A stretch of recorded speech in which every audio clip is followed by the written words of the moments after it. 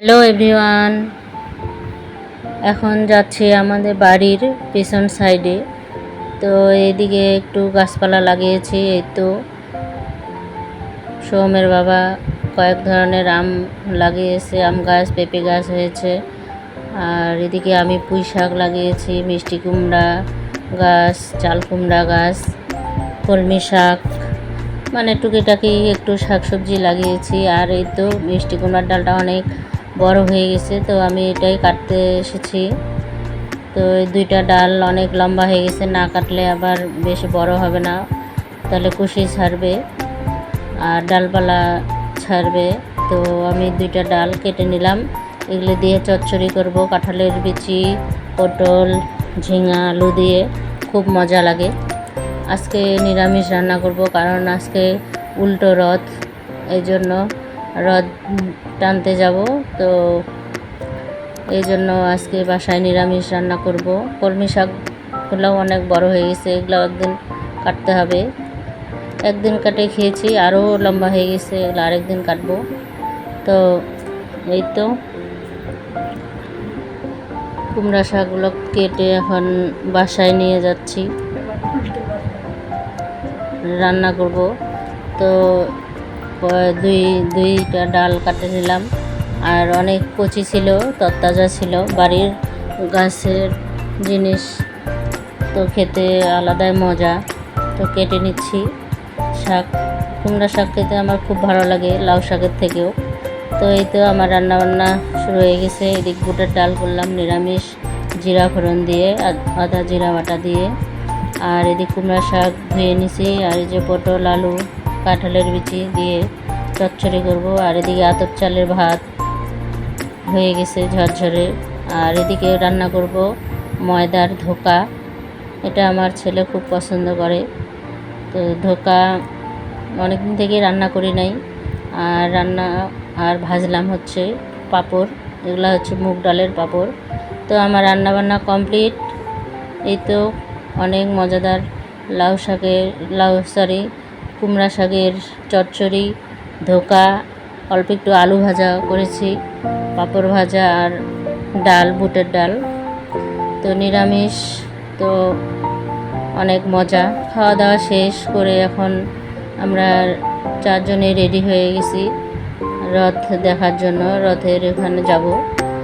আর উল্টো রথে মানে প্রথম দিন রথ বের হলে যেমন মানুষ হয়, অনেক লোকজন হয়, তো উল্টো রথে অতটা লোক ছিল না, তার অর্ধেক লোক ছিল, এই জন্য ভিড় ততটা ছিল না। তো এই তো আমরা রাস্তায় চলে আসছি, আমাদের বাড়ির সামনের রাস্তা।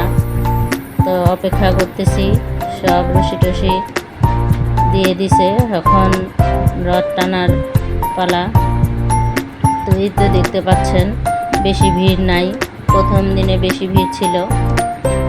তো যাই হোক, এখন আমরা রথে দড়ি ধরে যে টানতেছি। তো এই যে আমাদের মেসের মেয়েরাও আসছে, আরও অনেক লোকজন। আমি জানি যে প্রথম রথ টানলে নাকি উল্টো রথেও দড়ি টানতে হয়। তো আমিও একটু ওদের ভিড়ে চলে গেলাম, দড়ি টানলাম। আমি বেশি দূর চাইনি, অল্প একটু টানেই চলে এসেছি, কারণ আমরা মন্দিরে যাব।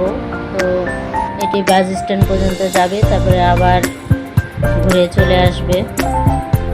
তো ততক্ষণে আমরা মন্দিরে একটু ঘোরাফেরা করব। আর মেলা বসেছে, মেলায় একটু কেনাকাটা করব। এই তো গ্রাম, অনেক দূর দূর থেকে লোকজন আসছে। এদিনও রথটি অনেক সুন্দর করে সাজিয়েছে, এই যে অনেক সুন্দর লাগতেছে, জগন্নাথের রূপ অনেক সুন্দর। এই তো সব প্রভুরা উপরে, এটা হচ্ছে ইস্কন থেকে রথ, আগে মন্দির, গোবিন্দ মন্দিরে রথ গেছে, তারপরে ইস্কনের যাচ্ছে এখন। আর ইস্কনের রথের দড়ি টানতে অনেক লোক হয়।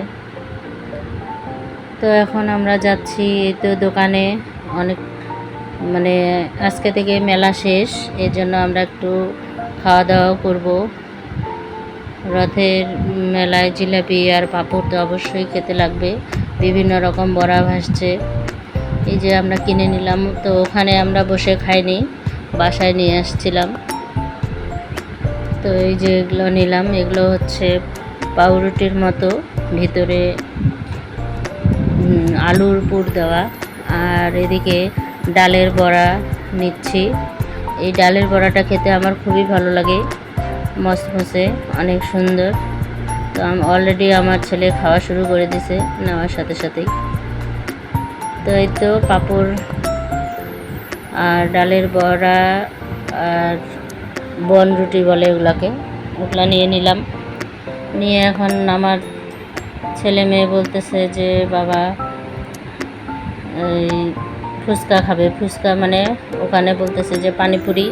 তো গিয়ে দেখি এত মাছি, আর কেমন একটু লাগলো। তো আর ওখানে ওরা পানিপুরি খেলো না, বলতেছে অন্য কিছু খাবে। তো এখন যাচ্ছি জিলাপির দোকানে। জিলাপি খেতে খুব ভালো লাগে। আর আমি একটু এই যে মন্দিরের সামনে চলে আসছি।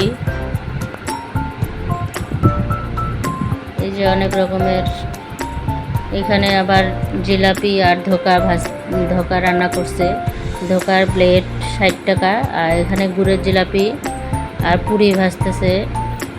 চিনির জিলাপি ভাজে না, আমার আবার চিনির জিলাপি বেশি ভালো লাগে। তো গুড়ের জিলাপি নিয়ে নিলাম, এখন বাসায় গিয়ে খাবো সবাই মিলে। বেশি নেই কারণ গুড়ের জিলাপি আমার আর পূর্বার ততটা পছন্দ না। তো এখন আমরা মন্দিরের ভিতরে যাচ্ছি মন্দির দর্শন করার জন্য। এখনও জগন্নাথ ঠাকুর আসেনি ঘুরে, ততক্ষণে আমরা ভিতরে মন্দিরে গেলাম, মন্দির দর্শন করে আসলাম। এখন বাড়িতে চলে যাচ্ছি। তো এই তো সব কিছু নেওয়া হয়ে গেছে, নিয়ে এখন আমরা বাড়ি থেকে গেলাম। টাটা।